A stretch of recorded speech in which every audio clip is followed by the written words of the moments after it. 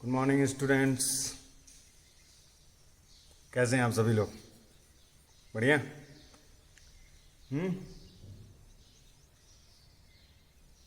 पढ़ाई वढ़ाई कर रहे हैं कि नहीं कर रहे हैं? पढ़ते रहिए थोड़ा थोड़ा, ठीक है। ध्यान रखिए अपना और पढ़ाई पे ध्यान दीजिए, ठीक है। लॉकडाउन का तो पता नहीं कब तक चलेगा, तो घर पे ही पढ़ाई करें। देखते हैं नेक्स्ट टॉपिक, इंट्रोडक्शन 4.4 एक्सरसाइज, ठीक है। क्या है? Minors and cofactors. Minors and cofactors क्या है, ठीक है, कैसे फाइंड करते हैं हम इनको, ठीक। देखो, अगर हमारे पास कोई डिटर्मिनेंट है, मान लो A11, A12, A13, A21, A22, A23, A31, A32, A33, ये कोई डिटर्मिनेंट्स, ठीक है। अब इस डिटर्मिनेंट का अगर हमको माइनर निकालना है और कोफैक्टर निकालना है, दोनों हैं क्या, ठीक है।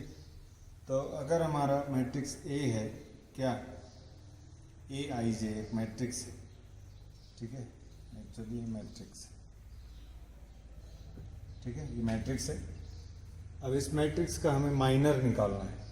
तो अगर AIJ का मैट्रिक्स है तो माइनर क्या होता है? तो माइनर ऑफ IJ, ठीक है, ये होता है हमारा किसके इक्वल? हम जिसका भी माइनर निकाल रहे हैं, IJ मतलब अगर 1 1 रखेंगे तो A11 निकलेगा, मतलब M11, ठीक है।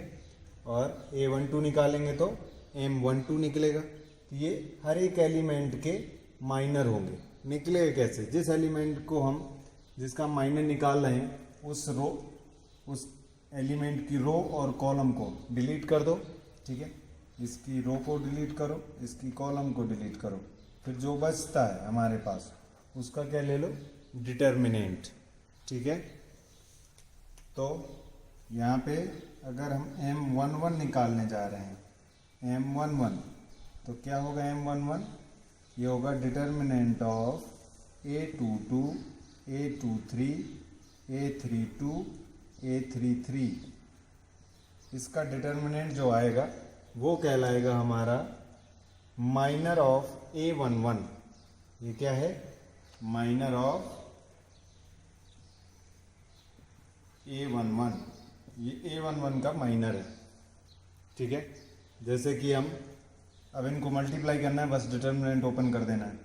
ऐसे ही अगर M12 की बात करें तो M12 का माइनर क्या होगा?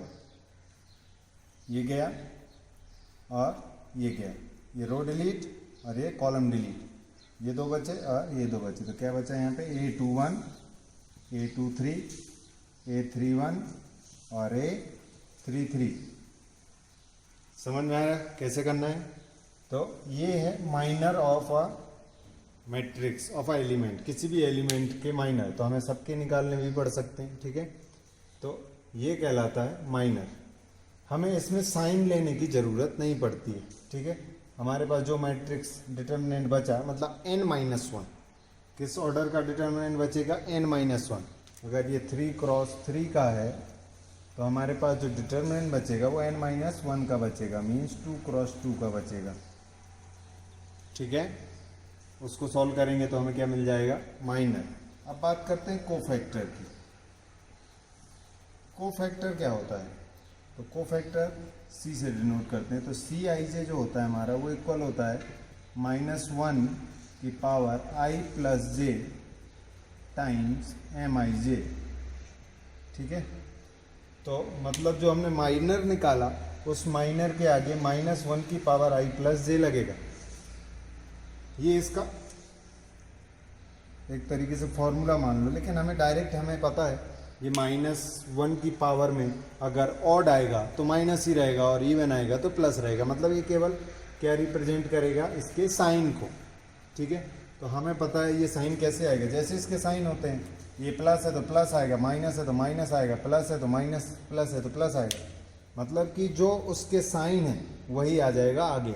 मतलब ये 1 2 3 4 5, ये 5 प्लस आएंगे और बाकी जो डायमंड वाले थे ये क्या आएंगे, हमेशा माइनस की फॉर्म में आएंगे। ठीक है, क्योंकि आई और जे की वैल्यू रख के देखोगे तो क्या होगा, 1 + 2 ऑड है, ये भी ऑड है, ये भी ऑड है, ये भी ऑड है, बाकी सारे इवन है, इसलिए प्लस आएगा। तो उसके अगर आपको साइन पता है, हम पहले पढ़ चुके हैं साइन किसके क्या साइन होते हैं, तो अगर हमें साइन पता है तो हम डायरेक्ट लिख सकते हैं कि इसका साइन क्या आएगा, प्लस आएगा कि माइनस आएगा। क्लियर? तो ऐसे हमें फाइंड करना है CIJ। ठीक है, मीन्स कोफैक्टर। इसका बहुत इंपॉर्टेंट रोल है इन्वर्स निकालने में, इसलिए इसका कुछ क्वेश्चन, एक आध क्वेश्चन देखते हैं हम कैसे सॉल्व करते हैं। जैसे एक क्वेश्चन है 2 - 4 और 0 और 3, एक बड़ा क्वेश्चन ही कर लेते हैं, सेकेंड का फर्स्ट करते हैं। 1 0 0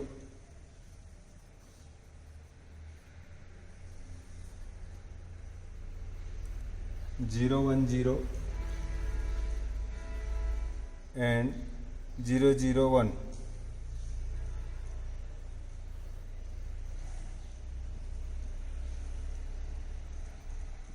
ये क्वेश्चन है हमारा।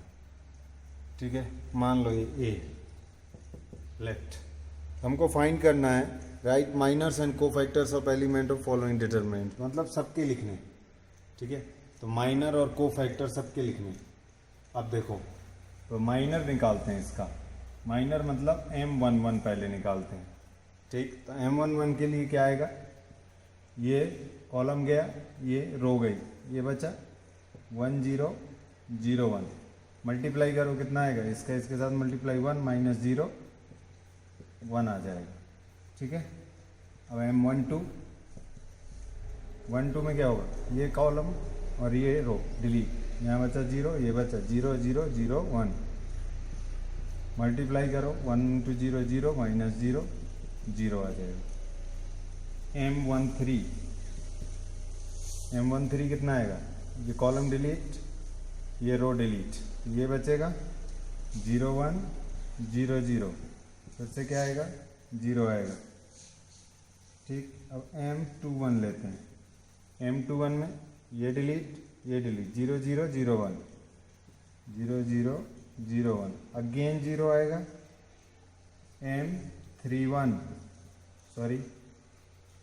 M22, तो ये कॉलम ये रो 1 0 0 1 1 0 0 1, अगेन 1 आ जाएगा। 1 × 1 1, 0 - 0 × 0 -0, 1 - 0 1। ऐसे ही हम 3 1 निकाल लेंगे, M31, अभी तो 2 3 बचा हुआ है। M23, ये कॉलम ये रो 1 0 0 0 1 0 0 0, यहाँ से क्या मिल जाएगा, अगेन 0 मिलेगा। ये इसके माइनर्स निकल रहे हैं। ठीक है, अब 2 3 निकाल लो, 2 3 हो गया। M31, 31 कितना आएगा, ये रो ये कॉलम 0 0 1 0 0 0 1 0, कितना आ जाएगा, अगेन 0 आया। M32, 32 मतलब ये कॉलम गया, ये रो गई 1 0 0 0, अगेन 0। और M33 कितना आएगा, ये गया ये गया 1 0 0 1, मतलब कितना आ गया 1 आ गया। तो ये इसके हो गए माइनर्स। अब बात करते हैं कोफैक्टर की। तो कोफैक्टर्स क्या होंगे, ये क्या थे, माइनर्स थे। अब कोफैक्टर निकालना है, तो कोफैक्टर हमने बताया क्या करना है, केवल माइनर के आगे साइन लगा देना है। तो C11 क्या हो जाएगा, इसका साइन पॉजिटिव होता है तो 1 ही रहेगा।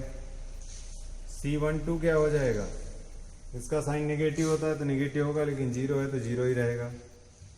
C13 क्या होता है, पॉजिटिव होता है तो ये भी 0 ही रहेगा, वैल्यू वही रहेगी, बस साइन लगाना है।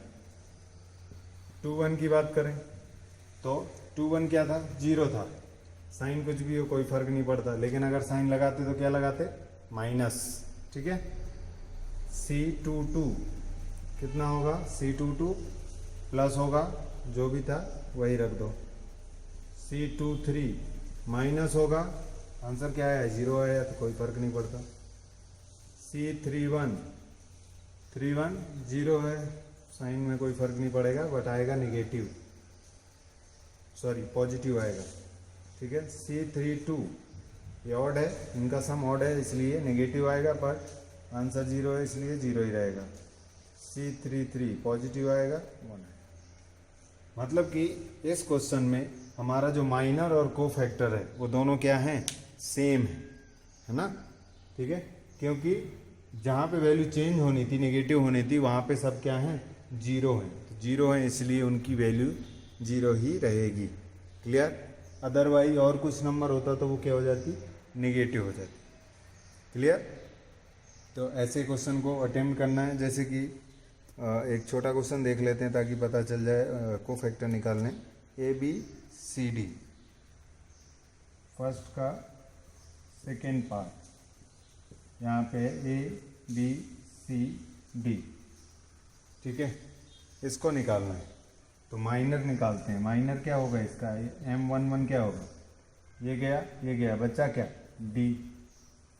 M12 क्या होगा, ये गया बच्चा क्या C। M21 क्या होगा, M21 ये गया तो बचा B। और M22 क्या होगा, ये गया बचा A। ये 4 नंबर आए, M11, M12, M21, M22।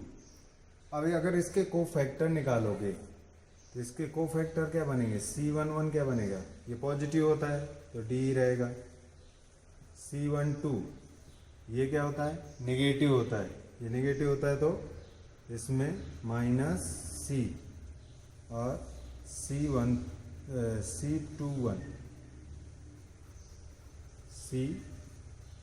कितना हो जाएगा, C21 फिर से नेगेटिव आएगा, ठीक है, क्योंकि ये ऑड है तो नेगेटिव आएगा तो -B। और C22 पॉजिटिव आएगा, मतलब ये। अब देखो इस बार क्या हुआ, साइन चेंज हो गया, इसका माइनस इसका माइनस, यहाँ पे दोनों प्लस है। समझ में आया। तो जो इनके साइन होंगे वो साइन आगे लग जाएंगे। इस वाले केस में 0 थे इसलिए 0 प्लस हो या माइनस हो कोई फर्क नहीं पड़ता है।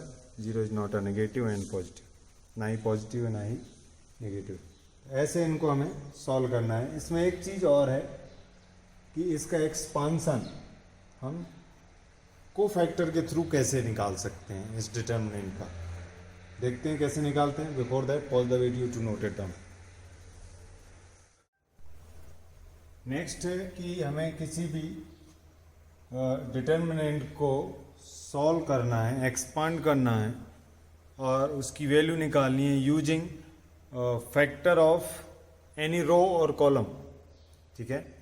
किसी भी रो या कॉलम के एलिमेंट के को फैक्टर का यूज करके इस डिटर्मिनेंट को एक्सपांड करना है, ठीक है।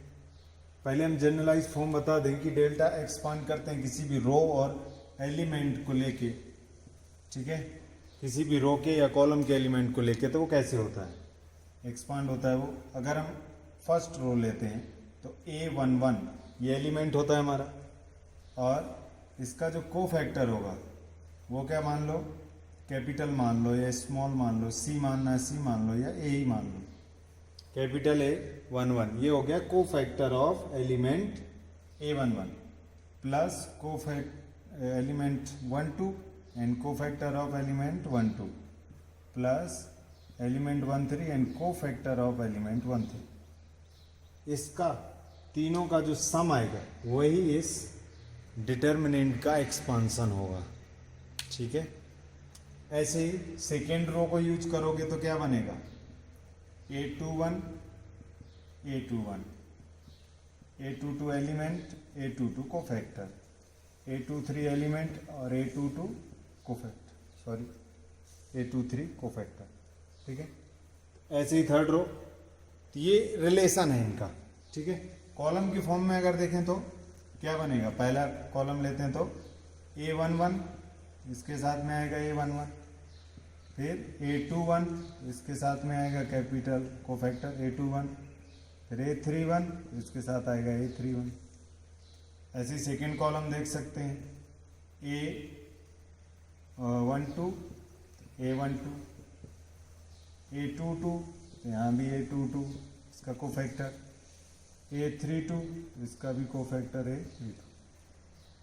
जो भी इसकी वैल्यू होगी, जो भी रो या कॉलम हमको लेना है, या वो बोल रहा है कि इस रो को लेके करो, इस रो के कोफैक्टर लेके या इस कॉलम के कोफैक्टर लेके, तो हम इसका यूज करके सॉल्व कर लेंगे। ये क्या था, expansion of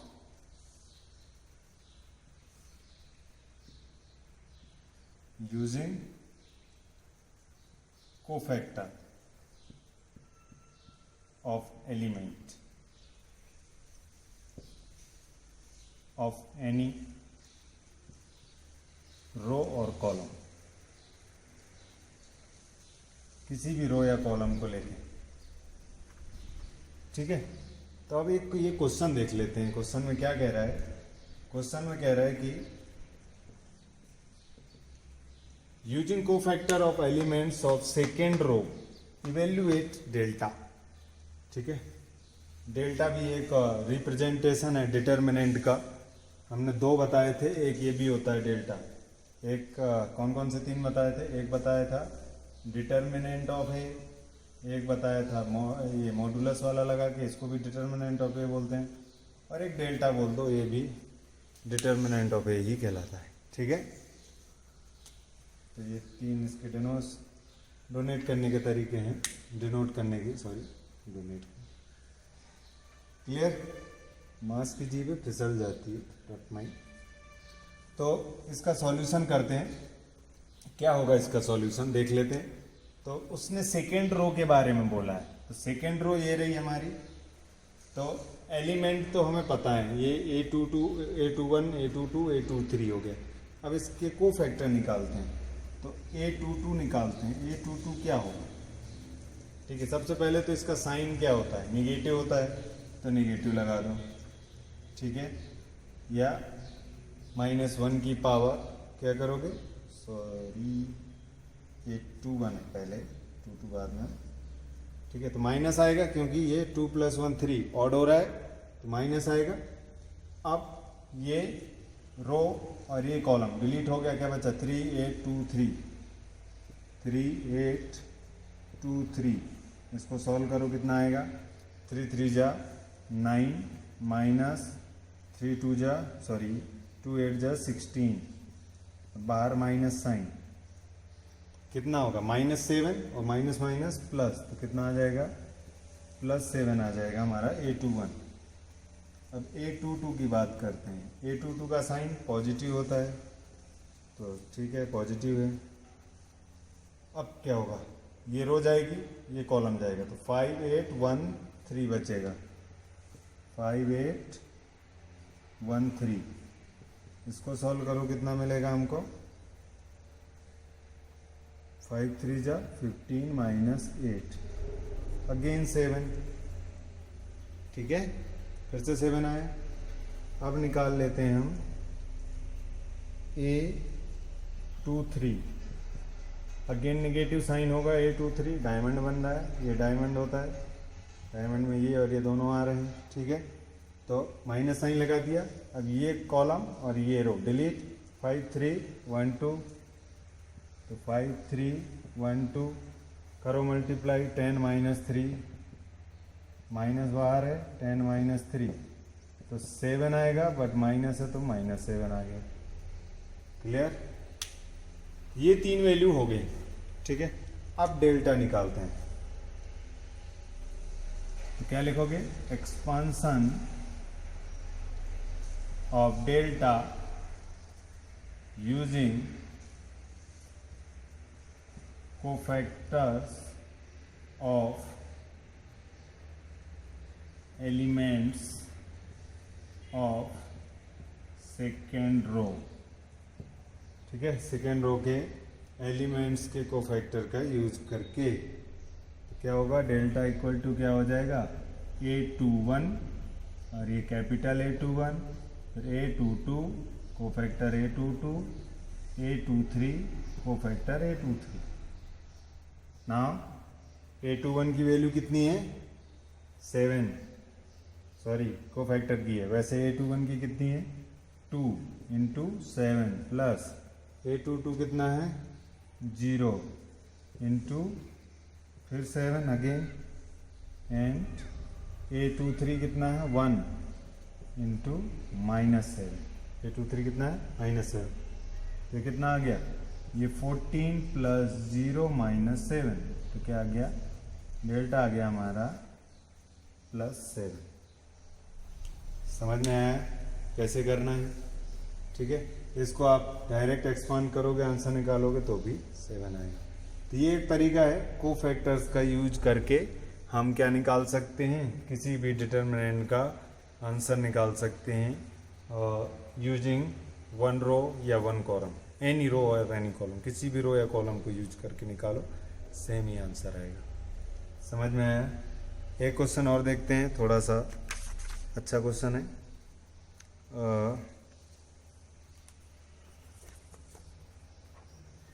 4th one, question number 4 है 1 1 1 x y z y z z x and X Y. ठीक है, ये हमारा डेल्टा है। कह रहा है कि using cofactor of element of third column using cofactors of third column elements. ठीक है, तो यूज करते हैं थर्ड कॉलम के एलिमेंट्स का, सॉल्व करते हैं। ठीक है, तो थर्ड कॉलम का एलिमेंट क्या है? देखो थर्ड कॉलम का है Y Z Z X and X Y.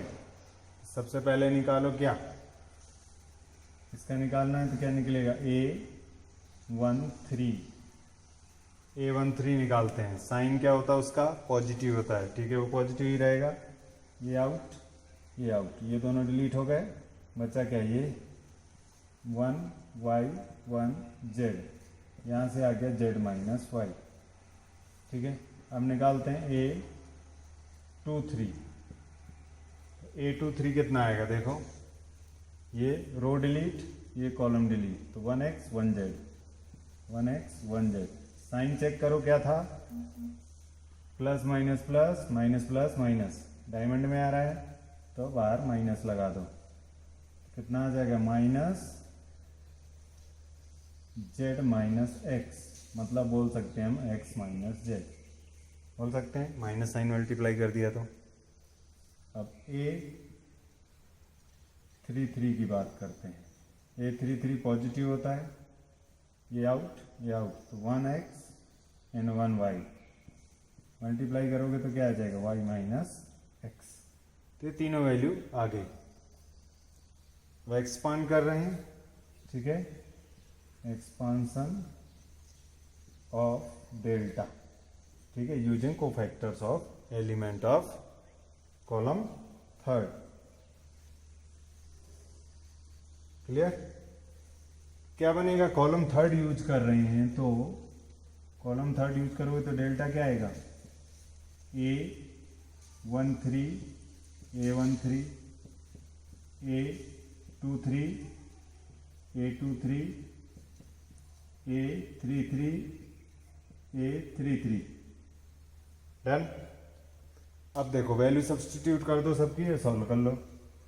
तो A13 कितना है, A13 वो रहा वाई जेड, और A13 का को फैक्टर है z माइनस वाई। A23 है जेड एक्स और इसका को फैक्टर है x माइनस जेड। A33 है y एक्स वाई और इसका को फैक्टर है y माइनस एक्स।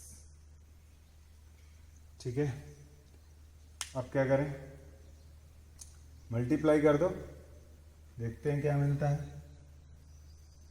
ये आ जाएगा Y Z square minus Y square Z plus Z X square minus X Z square plus X Y square minus X square Y. अब क्या करो, पेयर बना लो। देख लो पेयर बना के कहाँ पे क्या मिलेगा, सेम मिलना चाहिए, एक ब्रैकेट सेम मिले ताकि उसको हम कॉमन ले सकें, ठीक है। और 3 ब्रैकेट जो बनेंगे वो सेम होने चाहिए ताकि हम उसको कॉमन ले सकें, ठीक है। तो एक ब्रैकेट पहले हम बना लेते हैं, एक्स स्क्वायर कॉमन ले लेते हैं, एक ये और ये, ठीक है। इन दोनों से एक्स स्क्वायर कॉमन लिया, तो एक्स स्क्वायर जब कॉमन लिया तो क्या बचा यहाँ पे, जेड माइनस वाई बचा, यहाँ जेड बचा और यहाँ वाई बचा। अब ये दोनों हो गए, ये हो गया, ये हो गया। अब बाकी 4 बचे। अब इसमें से देखो जेड माइनस वाई बनाना है तो कैसे बनेगा, अगर हम यहाँ से, ये जेड स्क्वायर है और अगर हम यहाँ से x कॉमन ले लें, ठीक है, x कॉमन ले सकते हैं, यहाँ से x कॉमन ले लो, क्या बचेगा, x कॉमन ले लिया, माइनस एक्स ले लो, एक्चुअली माइनस एक्स ले लोगे तो क्या बचेगा, Z square minus Y square हो जाएगा, होगा कि नहीं। यहाँ से जेड माइनस वाई मिलेगा हमको। ऐसे ही थर्ड वाले में अब ये बचा, ये दोनों भी गए, ठीक है। अब ये दोनों बचे, यहाँ से क्या है, वाई जेड कॉमन आ रहा है तो प्लस वाई जेड कॉमन ले लो, तो यहाँ जेड बचा और यहाँ माइनस, यहाँ जेड बचा, यहाँ माइनस वाई बचा। अब देखो तीनों में जेड माइनस वाई है, यहाँ भी जेड माइनस वाई, यहाँ भी जेड माइनस वाई और यहाँ भी बन जाएगा जेड माइनस वाई। अब उस जेड माइनस वाई को ले लो कॉमन, जेड माइनस वाई को जब कॉमन ले लिया तो अंदर क्या बचा, यहाँ एक्स स्क्वायर बचा, यहाँ माइनस एक्स और जेड प्लस वाई बचेगा, Z plus Y and plus Y Z. अब अंदर फिर से कॉमन लेना है, कहाँ पे करें, यहाँ पे देख लेते हैं एक बार, ठीक है। तो जेड माइनस वाई और अंदर ब्रैकेट में X square minus X Y minus X Z plus Y Z, ठीक है। तो अब क्या करो, जेड माइनस वाई है ये, यहाँ पे एक्स कॉमन ले लिया तो क्या बचा, एक्स माइनस वाई, यहाँ पे जेड कॉमन ले लिया माइनस का तो फिर से एक्स माइनस वाई, ठीक है। तो Z minus Y, X minus Y और एक्स माइनस जेड बचा।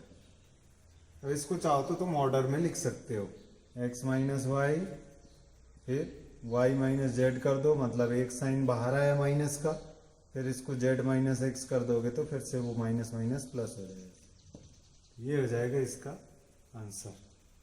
समझ में आया। तो यहाँ पे थोड़ा सा ध्यान रखना है कि फैक्टराइजेशन कैसे करते हैं, क्लास 8th का है, ठीक है, कोई बड़ी बात नहीं है। समझ में आया कैसे सॉल्व करना था, क्लियर। तो इस तरीके से हमें माइनर्स और कोफैक्टर्स का यूज करके हम किसी भी डिटर्मिनेंट को सॉल्व कर सकते हैं using cofactors of a element, ठीक है। बढ़ते हैं नेक्स्ट टॉपिक की तरफ, adjoint of a matrix. Before that pause the video to note it down. देखते हैं next topic, adjoint of a matrix, of a square matrix, ठीक है। क्योंकि एडजॉइंट और इनवर्स ये सब हम केवल स्क्वायर मैट्रिक्स का ही निकाल सकते हैं, ठीक है, वो भी जब एग्जिस्ट करे तब, ऑलवेज एग्जिस्ट भी नहीं करता, ठीक है, मैंने बताया था उस वाले डिटरमिनेंट सॉरी मैट्रिक्स के लेक्चर में। तो एडजॉइंट क्या है, सिंपल एडजॉइंट जो हमारा होता है वो क्या होता है,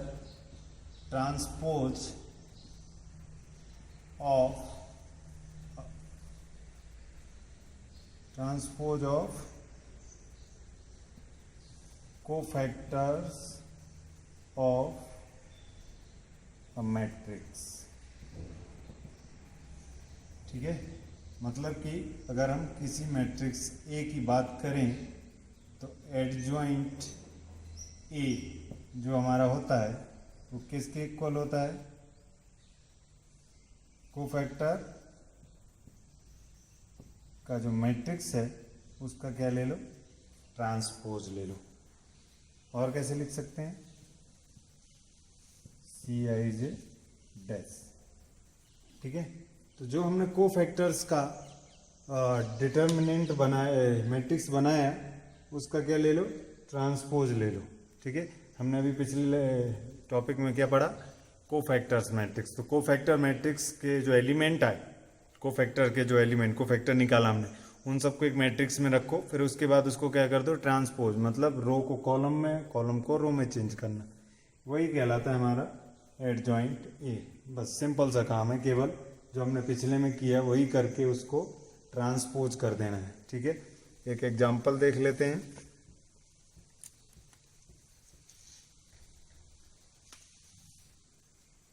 वन माइनस वन टू 2 3 5 -2 0 1, ये हमारा एक मैट्रिक्स है, मान लो ए मैट्रिक्स है। ये फर्स्ट क्वेश्चन का सेकेंड पार्ट है, एक्सरसाइज 4.5। ठीक है, देखते हैं क्या फाइंड करना है हमको, adjoint of matrix. Find adjoint of matrix, find adjoint of adjoint A of matrix. Adjoint A find करना है मैट्रिक्स का। तो सबसे पहले तो क्या फाइंड करो, कोफैक्टर्स, कोफैक्टर्स ऑफ मैट्रिक्स ए। इसके पहले कोफैक्टर फाइंड करते हैं। सबसे पहला कोफैक्टर क्या होगा, C11, सी बोलो या ए बोलो, तुम्हारी मर्जी। हमने यहाँ कोफैक्टर Cij लिखा, Aij भी लिख सकते हो, हमारी मर्जी के ऊपर। तो C11 क्या आएगा, ठीक है, C11, ये डिलीट, ये डिलीट, ये रो गया, ये कॉलम गया, तो क्या मिलेगा हमको, 3 5 0 1। इसको सॉल्व करो, 3 - 0 3 आएगा। ठीक है, C12 कोफैक्टर निकाल रहे हैं, ध्यान रखना। अब 1 2 गया तो ये माइनस साइन यूज होगा, ये आउट, ये आउट। 2 5 -2 1, इन दोनों को मल्टीप्लाई करो तो कितना मिलेगा, माइनस फिर 2 और प्लस 10, 5 2 जा 10, माइनस माइनस प्लस, कितना आ गया, ये -12 आ गया। क्लियर। अब C13 निकालते हैं, C13 प्लस ही होगा, ये आउट, ये आउट, 2 3 -2 0, 2 3 -2 0, ये मल्टीप्लाई होगा 0 आएगा, और ये इधर होगा तो 6 आ जाएगा, 3 2 जा 6, माइनस माइनस प्लस हो जाएगा। अब C13 हो गया, अब क्या निकालो, 2 1 निकालते हैं, आ जाएगा इतना, वहाँ कर लेंगे थोड़ा सा। तो C21 कितना आएगा, ये रो ये कॉलम, डिलीट, साइन कौन सा यूज होगा, माइनस, ये डिलीट ये डिलीट। ठीक है, तो -1 2 0 1, माइनस साइन बाहर रहेगा, मल्टीप्लाई करो, -1 और माइनस यहाँ 0 आएगा, तो माइनस माइनस प्लस 1 हो जाएगा। फिर C22 ये तो प्लस होगा, ठीक, ये आउट ये आउट, 1 2 -2 1, 1 2 -2 1। ठीक है, मल्टीप्लाई करो तो 1 + 4 कितना आ जाएगा, 5। अब C23 फिर से माइनस साइन आएगा, डायमंड है, ये क्या 1 -1 -2 0, 1 -1 -2 0, क्या देगा ये हमको, माइनस ऑफ, ये मल्टीप्लाई हुआ तो 0, ये 2 1 जा 2, माइनस माइनस प्लस, और माइनस पहले से साइन होता है तो -2, तो इक्वल टू आ जाएगा +2। डन। C31 निकालो, पॉजिटिव होगा, ये आउट, -1 2 3 5, यह है हमारे स्क्वायर में डिटर्मिनेंट, -5 और -6, कितना आ गया, -11, C32, ये आउट, 1 2 2 5, 1 2 2 5, साइन कौन सा होगा, निगेटिव, कितना आ जाएगा, -5 -4 -1 आ गया, कितना आ गया, -1। लास्ट बचा हुआ है, लास्ट और निकाल लेते हैं, C33, कितना आएगा, C33, ये आउट, 1 -1 2 3, कितना आ गया, 3 + 2 5 मिल गया। क्लियर। तो ये सारे हमारे पास हर एक एलिमेंट के क्या निकला है, कोफैक्टर। तो Cij क्या बना हमारा, Cij जो हमारा बना वो मैट्रिक्स लिख लेते हैं। फर्स्ट रो कॉल देखो कितना आया, तो 3 -12 एंड 6। सेकेंड रो में देखो कितना आया था, 1 5 2 1 5 2। थर्ड रो में देखो कितना आया, -11 -1 and 5।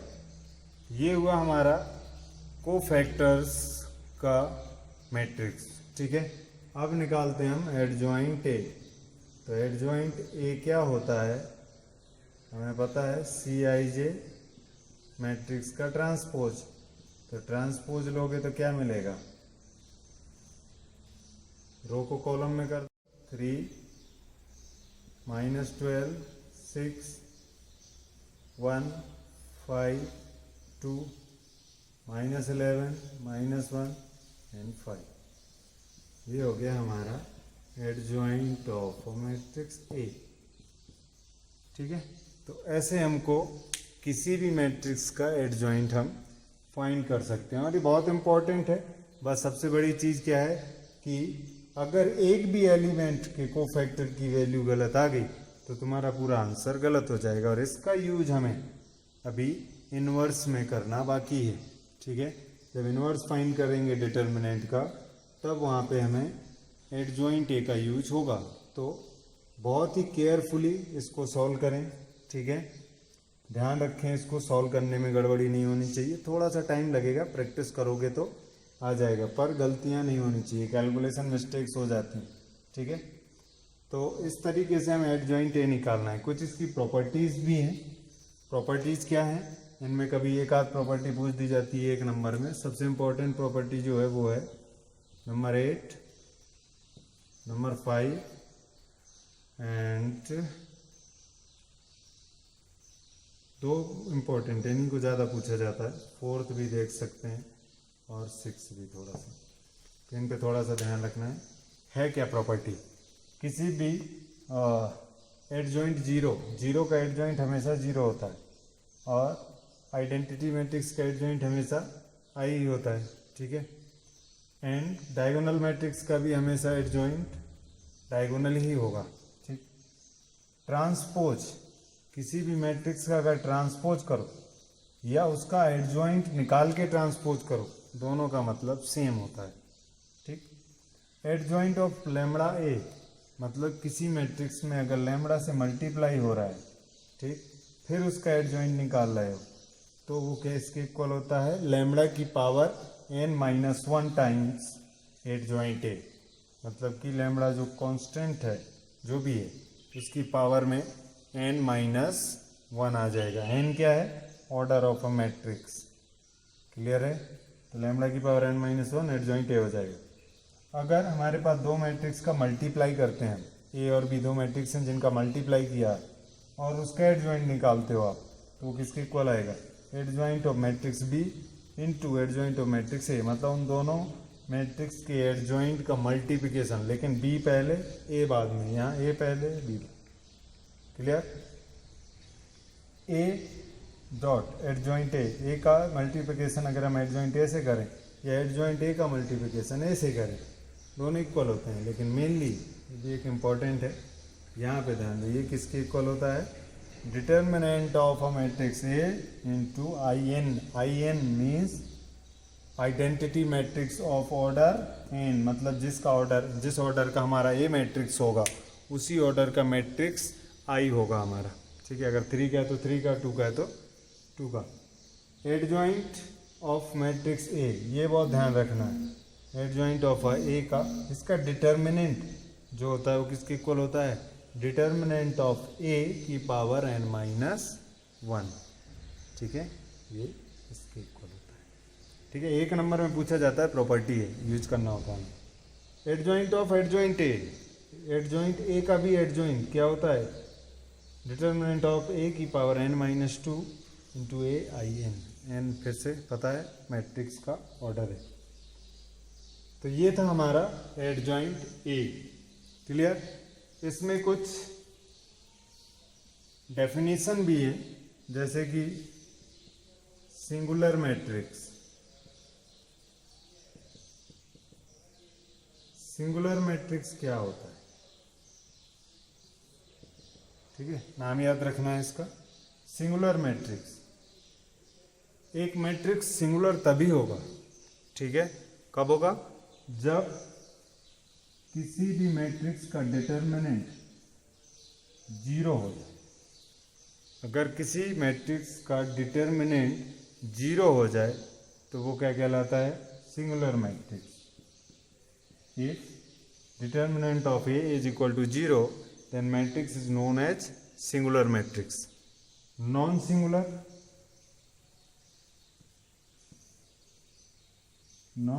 matrix when determinant of A not equal to 0. If determinant of A 0 नहीं होगा then non-singular, मतलब अगर 0 है तो सिंगुलर, अदरवाइज नॉन सिंगुलर होगा. क्लियर? ठीक. अब हम पढ़ेंगे, अच्छा, इन्वर्टिबल मैट्रिक्स. इन्वर्टिबल मैट्रिक्स कब होता है? इन्वर्टिबल मैट्रिक्स तभी होगा जब वो नॉन सिंगुलर होगा. सबसे पहली चीज़ तो वो नॉन सिंगुलर होना चाहिए, तभी हम उसका इन्वर्स फाइंड कर सकते हैं. क्लियर? तो अगला जो हमारा टॉपिक होगा वो होगा inverse of a matrix, determinant, using determinant. ठीक है, डिटर्मिनेंट का यूज करके, एडजॉइंट ए का यूज करके हम फाइंड करेंगे. इसमें अभी तुम्हें क्वेश्चन नंबर होमवर्क में 1 का, सॉरी, ये जो क्वेश्चन कराया था ये फर्स्ट का सेकेंड पार्ट नहीं था, ये एक्चुअली क्वेश्चन नंबर सेकेंड ही था. ठीक है, तो फर्स्ट क्वेश्चन है 2x2 का, वो आपको कर लेना है. फिर अगला थर्ड फोर्थ है, उसमें वेरीफाई करना है, फिर इन्वर्स फाइंड करना है. तो इन्वर्स के लिए तो हम जब इन्वर्स पढ़ेंगे अगले लेक्चर में तब फाइंड करेंगे. अभी आपके लिए होमवर्क है question number 1, question number 3, question number 4. ठीक है, ये होमवर्क में करने हैं. और अगर नहीं होता है ये क्वेश्चन नंबर 4 तो हम अगली क्लास में इसको डिस्कस करेंगे, कमेंट करके बताइएगा. ठीक है, और पढ़ाई करते रहिए. थोड़ा बहुत ज़्यादा समय है तुम्हारे पास इस समय, तो जितना ज़्यादा हो सके पॉसिबल उतना पढ़ाई करो. ठीक है, 12th में हो तो थोड़ा सा पढ़ाई पे जोर दो. क्लियर? तो मिलते हैं नेक्स्ट लेक्चर में. Before that, pause the video to note it down.